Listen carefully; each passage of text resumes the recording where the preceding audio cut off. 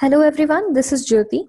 In this video, we will be looking at DHCP or Dynamic Host Configuration Protocol. So what is DHCP? First of all, DHCP is an application layer protocol. Application layer I'm talking about is the OSI model application layer, layer 7. So DHCP is the application layer protocol that is a very useful protocol used in networks to allocate IP addresses to the hosts automatically. So DHCP stands for Dynamic Host Configuration Protocol, which automatically assigns the IP addresses to the computers. So this is how it saves time as well as the administrative work. Now, every host in a device or every device or a host in a network needs to communicate.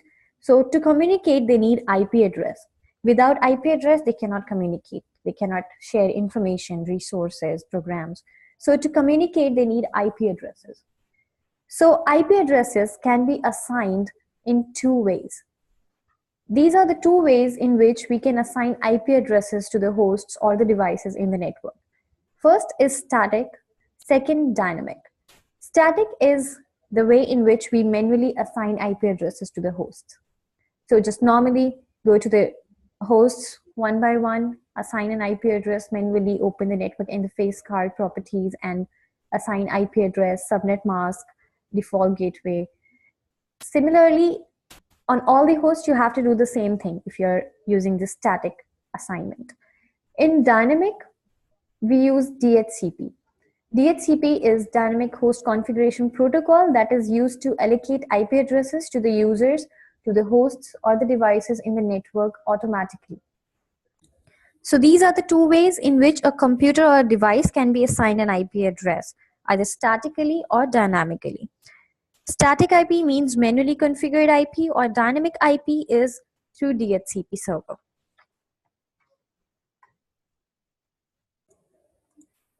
So first, for static, what you need to do is for each computer or each device in a network, you have to go and open up the computer network configuration page and manually type in the IP address. Additionally, a subnet mask, default gateway, or DNS server. The same thing you have to do for each and every device in the network. So every time you add a computer to the network, you have to do the same thing, add IP address, subnet mask, DNS, default gateway, all these manually. So you might have guessed that this could be a lot of work and you could have take a lot of time to assign IP addresses manually in the network, especially if it's a large network with a large number of hosts and you're dealing with a large number of devices. This would be very time consuming and manual work. So there is another way to assign IPs to reduce time and administrative work, and that is dynamic IP address assignment.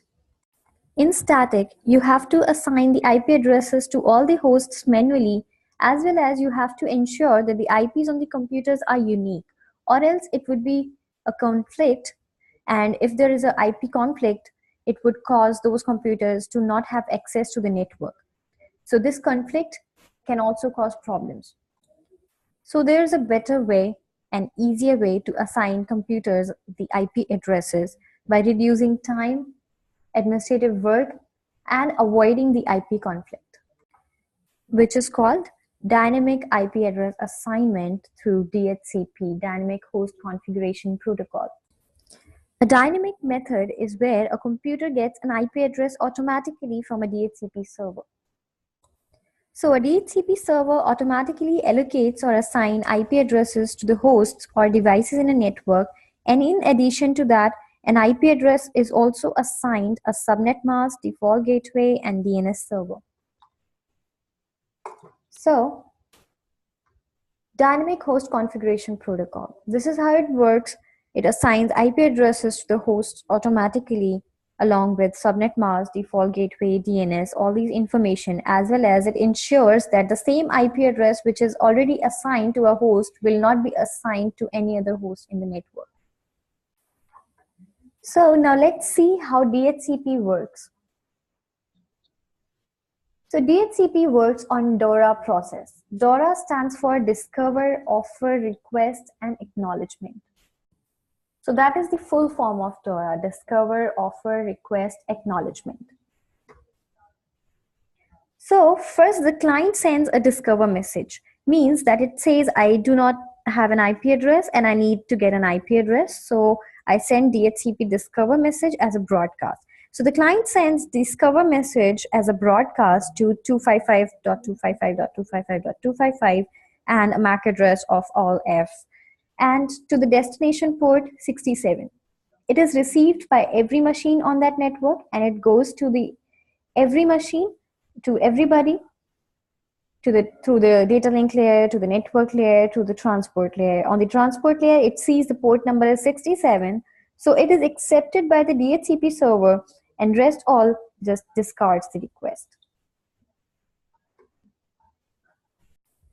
Then the DHCP server looks at its DHCP database and its scope and range of addresses and finds an available IP address. Then it goes to the next process, that's DHCP offer. Now DHCP broadcasts DHCP offer message to again 255.255.255.255, but the MAC address of the client from which it received the discover message. So all the hosts except that client with that MAC address would discard and the originator will accept it. In case there are multiple DHCP servers, you might receive this offer from multiple DHCP servers. In that case, the clients by default accept the offer from the very first DHCP offer sent by the server. Now, let's say the client has received the DHCP offer from the DHCP server. Now, the clients still do not have an IP address, but they know or have discovered the DHCP server from which it can get an IP address. So now the client sends DHCP request. So now this DHCP server sees that the client does not have an IP address still, but the MAC address. So it will find its IP address that is available from the range from the DHCP pool and hence sends an acknowledgement to the client. That is the DHCP acknowledgement, and now the client owns the IP address and the DHCP server ensures that the IP address has not to be assigned to any other host in the network. So this is how DHCP works through DORA process: discover, offer, request, acknowledgement. Discover is sent by client, then offer is sent by the server, then client sends a request and the DHCP sends acknowledgement, and this is how the clients get IP address. Now, during this DORA process, if the client takes too long, the request on the server times out. It could send a negative acknowledgement also, says that sorry, too late, you cannot get an IP address. So in that case, the client will not have an IP address. It will again have to start the DORA process all over again. So this is how DHCP works. If the DORA process is successful, then the DHCP sends an IP address. The host gets an IP address from the range that is available on the DHCP server from its pool, and which is a unique IP address, which is ensured by the DHCP server. Then if the DHCP DORA process is not successful, if it takes too long, in that case, it can fail. In that case, the DHCP server sends NAC, negative acknowledgement. So in that case, the host or the device has to send the discover message again. So this is how it has to start the whole DORA process again. So this was about DHCP. Thank you for listening.